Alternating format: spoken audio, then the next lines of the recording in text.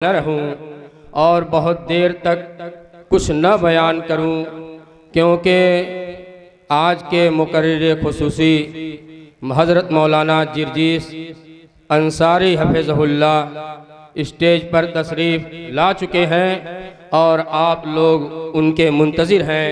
सिर्फ एक बात मुझे ज़िक्र करनी है कबल इसके कि मैं अपनी बात आपके सामने बयान करूं। ये लोग जो सामने खड़े हैं हमारे भाई, मैं उनसे गुजारिश कर रहा हूं कि आप लोगों से बहुत देर से ये कहा जा रहा है कि ये दाहिनी जानिब जगह खाली है, आप लोग इधर जाकर क्यों नहीं बैठ जाते हैं, किस बात का इंतज़ार कर रहे हैं। हमारे वॉलेंटियर बार बार आप लोगों से गुजारिश कर रहे हैं आप लोग जाएं और इस दाहिनी जानिब, ये जो लोग खड़े हैं ये अदब के खिलाफ है, दीनी मजलिस के खिलाफ है, आप लोग बैठ जाएं, बिल्कुल बैठ जाएं। और इतना बड़ा मजमा है, मैं एक दीनी और इल्मी बात, सिर्फ एक बात बयान करने जा रहा हूँ। चंद दिनों पहले मेरे पास एक सवाल आया था। वो सवाल ये था कि वो कौन से पैगंबर हैं इस्माइल अलैहिस्सलाम के अलावा, वो कौन से पैगंबर हैं जिनके एड़ी रगड़ने से ज़मीन से पानी निकला था, जिनके एड़ी रगड़ने से ज़मीन से पानी निकला था।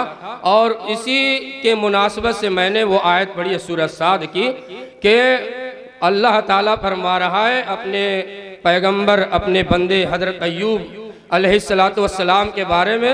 अल्लाह के नबी अपने आखिरी पैगंबर नबी सल्लल्लाहु अलैहि वसल्लम से कह रहा है कि वज़कुर अब्दना अय्यूबा, ऐ नबी मेरे बंदे अय्यूब के बारे में आप जिक्र करिए, आप पढ़िए।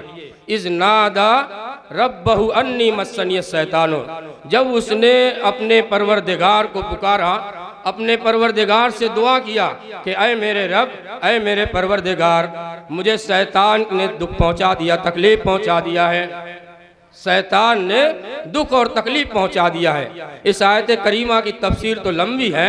हज़रत अय्यूब अलैहिस्सलाम का सब्र मशहूर है, एक लंबी मुद्दत तक जो है बीमारी के अंदर मुब्तला रहे।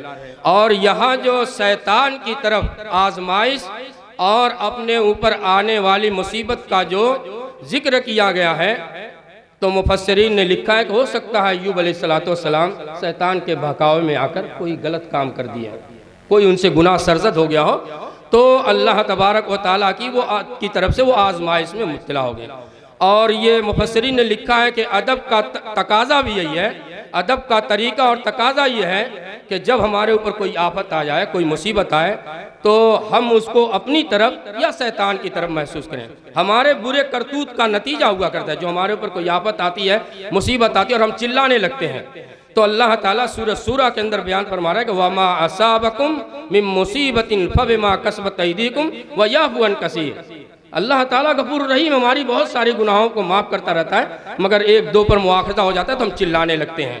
फिर अल्लाह ताला दूसरी आयत में फरमाता है कि वरकुज़ बिरिजलिका, ऐ मेरे बंदे अय्यूब अपने पैर को ज़मीन पर मार और वहाँ से एक चश्मा निकलेगा, हाज़ा मुख्तसिलुम बारिदुन व शराब, जिसका पानी पीने के लिए मीठा होगा और गुस्ल करने के एतबार से बेहतरीन होगा। अय्यूब अलैहिस्सलाम ने पैर ज़मीन पर मारा, पैर ज़मीन पर एड़ी रगड़ने की बात नहीं है, ज़मीन को पैर पे मारा, चश्मा निकला, आपने उससे गुस्ल किया, आप उससे नहाए और उसका पानी पिया, आपकी बीमारी जाती रही। तफसील है, लेकिन मुझको जो बताना मकसूद है कि इस्माइल इतना बड़ा मजमा है।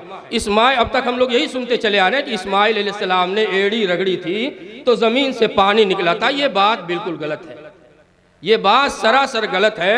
बुखारी शरीफ सफ़ा 477 और 78 के अंदर ये हदीस बाबो युज़ीफून नस्लान फिल मसीह 1.5 सफ़ा की लंबी हदीस है। उस हदीस के अंदर है कि इस्माइल हज़रत हाजरा अलैहिस्सलातु वस्सलाम जब अपने बेटे इस्माइल अलैहिस्सलातु वस्सलाम को लेकर फ़िलिस्तीन से मक्का की सरजमीन पर पहुँची, इब्राहिम अलैहिस्सलाम ले गए और आज जहाँ खाने काबा है, जहाँ जमजम है, वहाँ दौहा नामी एक लंबा दरख्त था, वहाँ आबाद किया। और आबाद करने के बाद मैं बड़े इख्तिसार के साथ बयान कर रहा हूँ, इंशाअल्लाह बात समझ में भी आ जाएगी। जब आप वहाँ से वापस होने लगे, हदीस के अल्फाज है कि ववज़ा इंदहुमा जिराबन फीह तमरुन व सिकान फीह माउन, आपने चमड़े का बर्तन रख दिया था जिसमें खजूरें थी और एक मस्कीज़ा जिसमें पानी था। हदीस में है कि जब वो खजूरें ख़त्म हो गई और पानी ख़त्म हो गया तो माँ भी प्यासी हुई और बेटा भी प्यासा हुआ। तो जब हज़रत हाजरा अलैहिस्सलातु वस्सलाम से अपने बेटे की हालत देखी न गई तो आप करीब की सफ़ा और मरवा दोनों पहाड़ियों पर आती जाती गईं। जब आखिरी मर्तबा पहाड़ी पर थी तो आपको ऐसा महसूस हुआ कि आपको कोई आवाज़ दे रहा है। तो आपने गौर से सुना और कहा कि ऐ मुझको आवाज़ देने वाले, अगर तू मेरी मदद कर सकता है तो मदद कर। तो आवाज़ आई कि ऐ मेरी बंदी हाजरा, अपने बेटे के पास जाकर अल्लाह ताला की कुदरत को देख, कुदरत खुदाबंदी को देख। तो जब वो अपने बेटे इस्माइल के पास आई तो हदीस के अल्फाज हैं कि फ़ैज़ा है या बिल मलक, तो वहाँ फरिश्ता मौजूद था, जिब्रील अलैहिस्सलाम वहाँ आए थे। और हदीस में कि फ़बहसा बिअक़ब ही, अपने बाजू से मारा ज़मीन पर और या अपने पैर को ज़मीन पर रगड़ा। जिब्रील अलैहिस्सलाम, इस्माइल अलैहिस्सलाम के एड़ी रगड़ने से पानी नहीं निकला था, वो अभी सिरखार थे, बच्चे थे, भूख और प्यास की वजह से हदीस के अल्फाज है कि यतलब्बत औ यतलव्वा, वो करवट बदल रहे थे। और ये बात एक ज़माने से चली आ रही है कि इस्माइल अलैहिस्सलाम के एड़ी रगड़ने से पानी निकला। इस्माइल अलैहिस्सलाम के एड़ी रगड़ने से ही आप भूख और प्यास की वजह से करवटें बदल रहे थे। जिब्रील अलैहिस्सलाम को अल्लाह ताला ने भेजा, उन्होंने अपने बाजू को मारा, अपनी एड़ी को ज़मीन पर मारा, तब जाके अल्लाह ताला ने ज़मीन के सीने को चाक किया और पानी निकला था। ये तारीख है। तो ये सवाल गलत है कि इस्माइल अलैहिस्सलाम के एड़ी रगड़ने से ये पानी निकला। बस यही बात मुझको बयान करनी थी। आपके मुकर्रिर खसूसी मौजूद हैं, आप लोग बाइत्मीनान बैठे। अल्लाह तबारक व ताला से दुआ ये है कि अल्लाह ताला हम लोगों को सुन्नत सहीहा पर अमल करने की तौफीक अता फरमाए। क्या बातें सही हैं, क्या बातें गलत हैं, हमें उसकी तहकीक करने की तौफीक अता फरमाए।